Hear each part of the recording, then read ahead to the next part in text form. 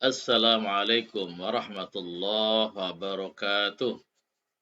Bismillah, alhamdulillah, wa ni'matillah, wa syukrillah, wa la hawla wa la quwwata illa billah, amma ba'd. Semangat pagi anak-anak kelas 12 yang insyaallah dirahmati Allah Subhanahu wa taala.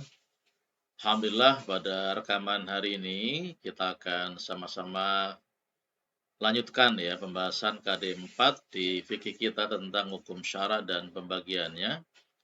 Di mana dalam KD4 ini kita akan bahas tentang al-hakim, al-hukmu, mahkum fih, dan mahkum alaih. Dan mari kita awali dengan membaca basmalah. Bismillahirrahmanirrahim. Anak sekalian, ini sebagai prolog lagi ya, saya ulang lagi penjelasan tentang pengertian hukum syarat atau hukum syariat.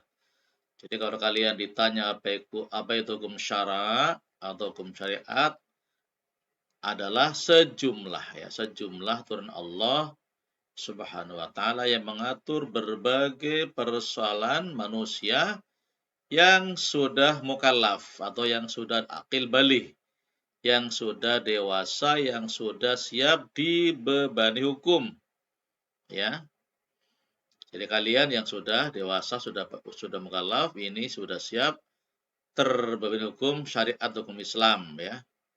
Aturan syariat ini diciptakan dan ditetapkan apa tujuannya untuk mewujudkan kemaslahatan umat manusia, baik dunia maupun akhirat. Jadi tujuan pokok atau utama dari hukum syara adalah agar kita selamat dan baik ya, untuk kebaikan kita semua baik dunia maupun di akhirat ya. Kalau yang taat, insya Allah selamat dunia akhirat. Yang tidak taat, maka juga akan tidak selamat dunia dan akhiratnya. Nah, kita akan bahas yang pertama adalah tentang Al-Hakim. Apa itu Al-Hakim? Nah, ini. Al-Hakim itu adalah pembuat hukum, ya. Pembuat hukum sebagai subjek yang mencetak atau yang membuat hukum, yaitu Allah Subhanahu wa taala.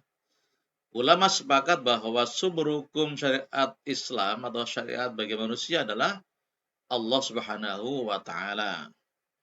Hukum-hukum dari Allah ini ada kalanya langsung berupa nas-nas yang diwahyukan kepada Rasul-Nya, dan ada kalanya dengan perantara petunjuk yang diberikan kepada ulama mujtahid untuk mengistimbatkan, menggali, menetapkan hukum terhadap perbuatan mukallaf atau orang yang sudah beli ya, dengan bantuan dalil-dalil dan tanda-tanda yang disyariatkan.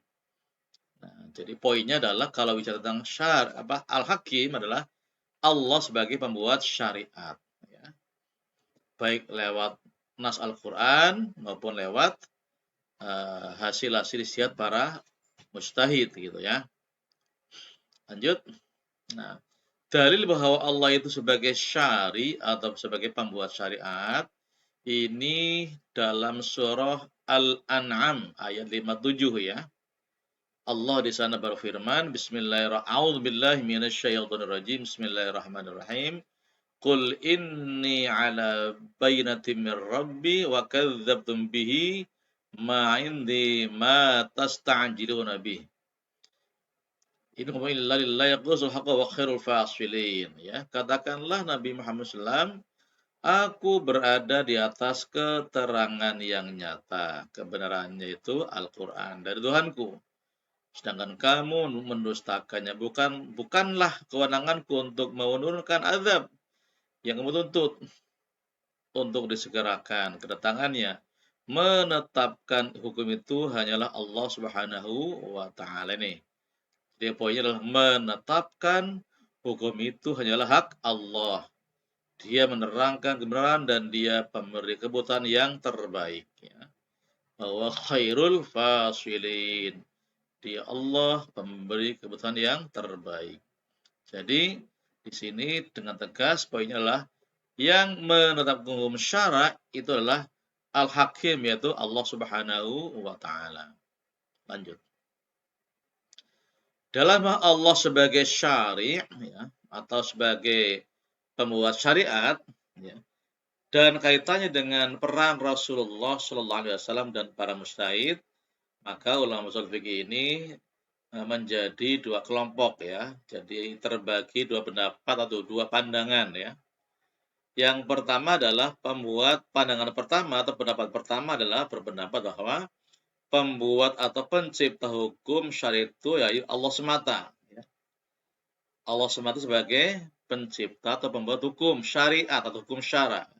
Rasul sebagai penyampai dan penggali hukum-hukum syara yang diciptakan oleh Allah Subhanahu wa taala yang tampak dari penuturan nas ya di Al-Qur'an maupun hadis atau di Al-Qur'an baik yang perintah maupun larangan. Mazhab ini tidak membahas masalah ilmu hukum dan tidak mengikuti qiyas sebagai dalil atau sumber hukum. Ini pendapat pertama ya. Jadi poinnya adalah pendapat pertama adalah yang menciptakan hukum syariat itu hanya Allah semata saja, tidak lainnya gitu ya. Nah, sedangkan pendapat kedua ya, pendapat kedua para ulama sufi ini berpendapat bahwa di samping Allah sebagai pembuat hukum, Rasul dan mujtahid juga punya peran ya sebagai penyampai hukum-hukum Allah serta melahirkan hukum-hukum syara yang tidak dijelaskan oleh Allah secara tekstual dalam Al-Qur'an atau dalam wahyu Allah Subhanahu wa taala. Contoh misalnya apa? Contohnya adalah ketentuan hukum syara tentang pelaksanaan sholat jenazah, kaifiat penyelenggaraannya, ya. Nah, ini semua itu ditetapkan oleh Rasulullah Shallallahu Alaihi Wasallam. Ini pendapat kedua ya tentang sholat jenazah, tentang haramnya memakan daging anjing, haramnya laki-laki memakai cincin emas itu dalam pendapat kedua ini maka itulah ada peran dari Rasul dan para mujtahid. Kalau mujtahid di sini apa? Yang bertugas untuk beristimbat atau melakukan penggalian hukum secara mendalam kemudian menetapkannya. Dengan cara apa? Dengan cara istihad kemudian lewat qiyas ya. Mengkiaskan atau menganalogikan hukum-hukum yang belum ada di Quran dengan hukum yang sudah di Al-Quran. Ini di sini peran mujtahid ya. Jadi ini pandangan yang kedua. Jadi poinnya adalah di samping Allah sebagai pembuat syari, maka juga sebagai pembuat syara ya, Allah sebagai pembuat syara, tapi juga ada peran dari Rasulullah sallallahu alaihi wasallam dan para mujtahid. Oke, lanjut. Sekarang bahas yang kedua tentang al-hukmu. Apa itu hukmu? Tadi ada hakim ya. Tadi kan al-hakim sekarang al-hukmu. Apa hukmu? Hukum secara bahasa adalah menetapkan sesuatu terhadap sesuatu ya. Menetapkan sesuatu terhadap sesuatu. Secara istilah menurut Muhammad Abu Zahra ya, yang dimaksud dengan hukum adalah tuntutan syar'i ya atau suruhan Allah Subhanahu wa taala yang berkaitan dengan perbuatan orang mukallaf yang sudah balik ya, baik sifatnya mengandung perintah maupun larangan. Adanya pilihan atau adanya sesuatu yang dikaitkan dengan sebab atau hal yang menghalangi adanya sesuatu. Nah, ini tentang pengertian hukum secara istilah ya. Jadi suruhan Allah atau tuntutan syar'i yang berkaitan dengan perbuatan mukallaf ya, yang baik yang mengandung perintah ataupun larangan atau pilihan atau sesuatu yang dikaitkan dengan sebab kemudian atau yang dengan mani atau hal yang menghalangi adanya sesuatu. Lanjut. Nah, memahami hukum-hukum syar'i ini merupakan kewajiban ya. Kewajiban bagi setiap muslim, setiap kita kewajib untuk memahaminya ya. Ini apa? Ini kenapa? Karena hukum-hukum syara memuat aturan-aturan yang berkaitan dengan perbuatan dan tingkah laku manusia, kita ya, dalam kehidupan praktis mereka. Baik yang berkaitan dengan larangan atau perintah, ya, atau baik yang berkaitan dengan perintah atau larangan yang tidak boleh dilanggar, ya. Hukum ini ada dua macam ya. Al-hukmu ini ada dua macam. Yang pertama bernama hukum taklifi atau hukum beban ya. Yang kedua hukum wadai. Apa itu hukum taklifi ini? Hukum taklifi ya. Hukum taklifi adalah hukum yang mengandung tuntutan untuk mengerjakan dengan tuntutan pasti atau wajib atau fardu ya. Kemudian tuntutan untuk mengerjakan sesuatu dengan tuntutan yang tidak pasti atau sunnah. Kemudian tuntutan untuk meninggalkan sesuatu dengan tuntutan yang pasti, haram atau haram ya. Lalu tuntutan untuk meninggalkan sesuatu dengan tuntutan yang tidak pasti, makruh ya. Dan tuntutan untuk memilih mengerjakan atau meninggalkan atau mubah ya. Jadi kalau di tentang hukum taklifi ini poinnya adalah hukum taklifi ini adalah berkaitan dengan hukum wajib, hukum sunnah, hukum haram, hukum makruh dan mubah. Lanjut. Nah, jumhur ulama atau kebanyakan ulama ini membagi hukum taklifi ada 5 ya. Tadi yang pertama adalah al-ijab atau wajib ya. Jadi kalau bilang wajib adalah al-ijab sama ya, yaitu hukum yang mengandung tuntutan untuk mengerjakan dengan tuntutan yang pasti. Contohnya dalam surah Al-Baqarah ayat 43 ya. Waqimus sholata wa atuz zakata warka'u ma'ar rakin. Tegakkanlah sholat, tunaikan zakat, dan rukuklah beserta orang-orang yang rukuk. Nah ini kan perintah sholat wajib ya. Wajib untuk orang yang sudah mukallaf, yang sudah dewasa. Namanya adalah al-ijab atau wajib. Kemudian yang kedua adalah an-nadhib atau sunnah. Hukum yang mengandung tuntutan untuk mengerjakan dengan tuntutan yang tidak pasti. Contoh firman Allah dalam surah Al-Baqarah ayat 282 ya.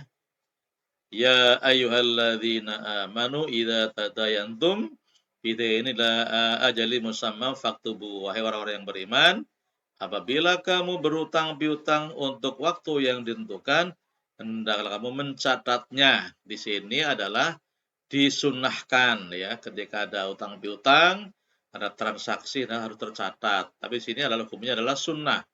Ya, lanjut.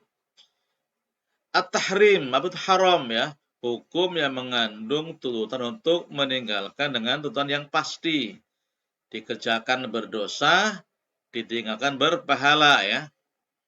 Contohnya dalam surah Al-Isra ayat 32 ya, wala taqrabuz zina innahu kana fahisyah wa sa'a sabila. Janganlah kamu mendekati zina. Sesungguhnya zina itu adalah perbuatan keji dan jalan yang buruk atau yang terburuk. Yang keempat adalah al-karohah, makruh itu makruh.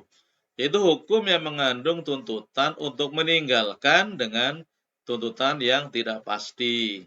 Ditinggalkan berpahala, dikerjakan tidak berdosa nih ya.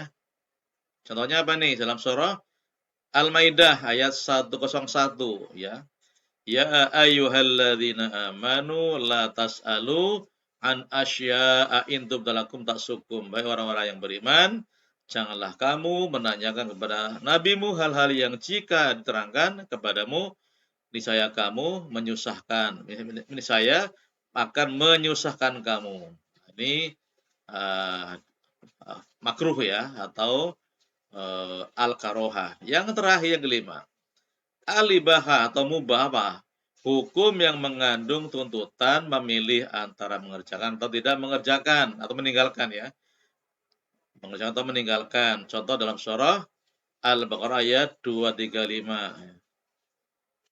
Wala juna alaikum fi ma'adhum bihi min khifdin nisa au akantum fi anfusikum. Tidak ada dosa bagimu atas kata sindiran untuk meminang perempuan-perempuan atau ingin menikah yang kamu sembunyikan dalam hati. Ini adalah mubah ya, ketika ngelamar nasi cewek boleh dengan sindiran ya, itu meminta dengan sindiran atau terangan, itu adalah hukumnya adalah mubah ya. Oke sekalian, sementara sampai sini rekaman kita, nanti akan pada rekaman berikutnya ya. Terima kasih atas perhatiannya. Assalamualaikum warahmatullahi wabarakatuh.